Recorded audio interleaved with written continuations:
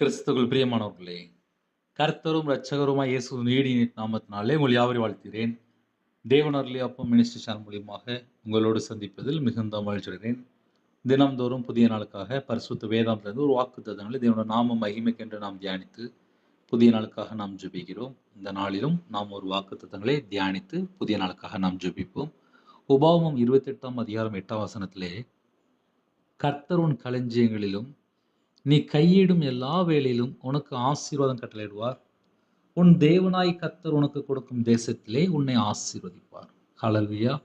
கிறிஸ்துவுக்குள் பிரியமானவர்களே, ஒரு குடும்பத்தை கர்த்தர் ஆசீர்வதிக்கும் போது அவனுடைய களஞ்சியம் நிரம்பி வழியும். கையின் கிரியில் ஆசீர்வதிக்கும் போது நம்ம குடும்பத்துக்குள்ளே சகல காரியத்திலேயும் ஆசீர்வாதம் உண்டாகும். நம்ம எந்த தேசத்துல இருக்கிறோமோ அந்த தேசத்துல கர்த்தர் ஆசீர்வதிக்கும் போதுதான் அந்த தேசத்துக்குள்ள நாம் செழிப்பாக இருக்க முடியும். யாரெல்லாம் புதிய நாளுக்காக வாக்குத்தத்தங்களோடு இணைந்திருக்கிறீங்களோ, இந்த நாளுக்குள்ள வாக்குத்தத்தம் என்ன தெரியுமா?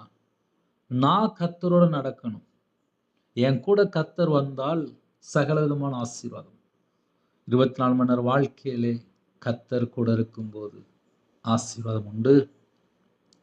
கர்த்தர் உன் களஞ்சியங்களிலும் நீ கையிடும் எல்லா வேளையிலும் உனக்கு ஆசீர்வாதம் கட்டளையிடுவார் என்று எழுதப்பட்டிருக்கு. இந்த வாக்குத்தத்தங்களை சொல்லி ஜெபிங்க.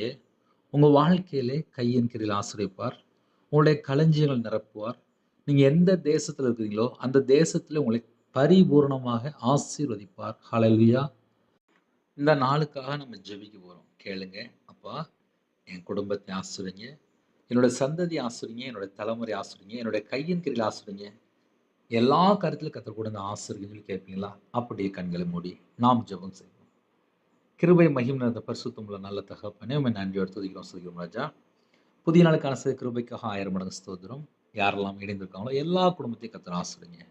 அவனுடைய களஞ்சியங்கள் நிரப்பி, அவனுடைய பாத்திரம் நிரப்பி, அவனுடைய பண்டசால் நிரப்பி எல்லா குடும்பத்தையும் கர்த்தர் ஆசீர்வதிங்க. இந்த நாளிலும் புது கிருபையால் நிரப்புங்கப்பா. புது அபிஷேகம் நிரப்புங்கப்பா. பரிசுத்தால நிரப்புங்கப்பா. உம்முடைய வல்லமையால் நிரப்புங்கப்பா. உம்முடைய பிரசன்னம் இறங்கி வரட்டும். ஜெப அபிஷேகம் தாங்கப்பா. தியானிக்கிற அபிஷேகம் தாங்கப்பா. துதிக்கிற அபிஷேகம் தாங்கப்பா.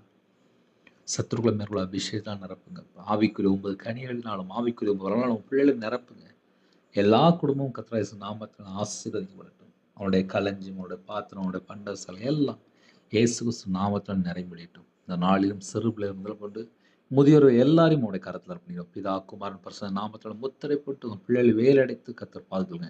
உங்களோட இரத்த கொட்டைகள் எங்கள் எல்லாரையும் அர்ப்பணிக்கிறோம்ப்பா. இந்த நாளைகளுக்கு ஆசீர்வதித்தாங்க. சிறு பிள்ளைகள் முதல் கொண்டு முதியோர் எல்லாரையும் உம்முடைய கரத்தில் அர்ப்பணிக்கிறோம். கர்த்தர் பொறுப்படுத்துங்க. துதிகன மகிமையெல்லாம் ஒருவருக்கே செலுத்தினோம். இயேசு கிறிஸ்துவின் பிதாவே, ஆமென். தேவனுக்கே மகிமை உண்டதாக. God bless you.